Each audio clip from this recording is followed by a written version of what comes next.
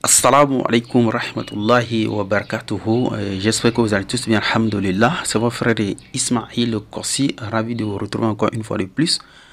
Alors, quoi de spécial, nous sommes de la police internet autour de l'islam. Et alhamdulillah, on surfe les activités qui se passent sur internet, notamment si on pointe l'islam du doigt, Inch'Allah, on intervient, alhamdulillah. Tout d'abord, comme vous le savez, l'islam a une rigueur que tous les musulmans respectent. Je commence d'abord par la sourate 3, verset 71. Oh Allah subhanahu wa ta'ala dit Bismillahir Rahmanir Rahim. Ya ahlal kitabi lima talbisuna al-haqqa bi batil wa taqtumuna al-haqqa wa antum ta'lamun. Je lis en français.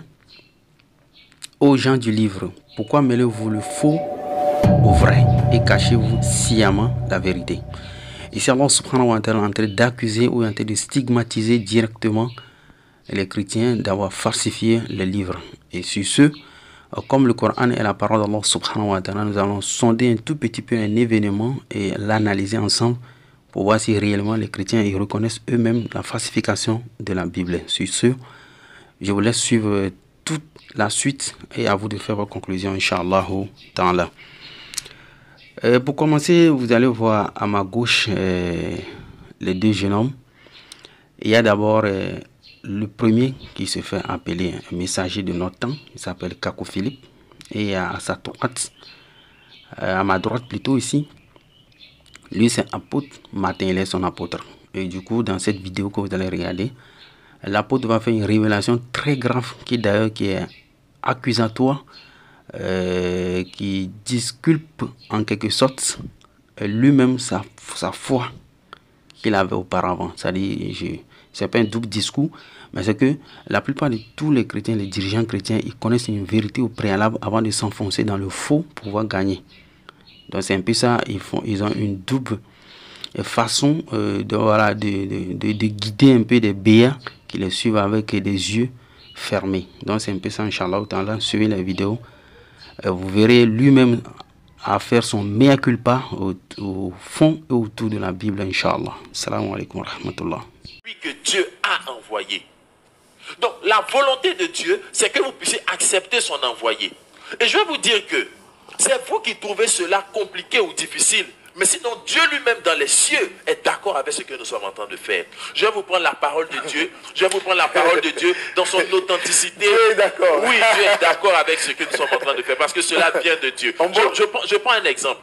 Vous voyez, sachez que les Bibles que vous avez sont des Bibles incomplètes.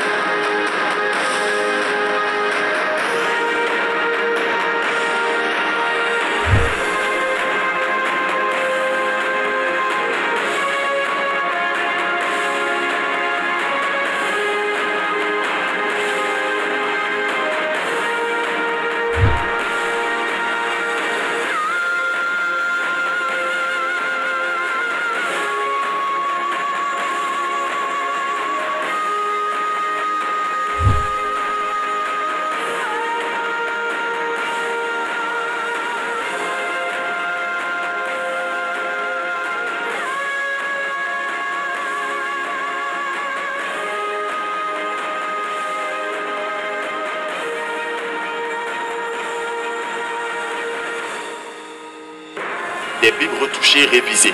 Mais la Bible céleste qui n'a jamais été retouchée, la Bible des Bibles retouchées, révisées. Mais la Bible céleste qui n'a jamais été retouchée, la Bible des Bibles retouchées, révisées. Mais la Bible céleste qui n'a jamais été retouchée, la Bible des Bibles retouchées, révisées. Des Bibles retouchées, révisées. Des Bibles retouchées, révisées.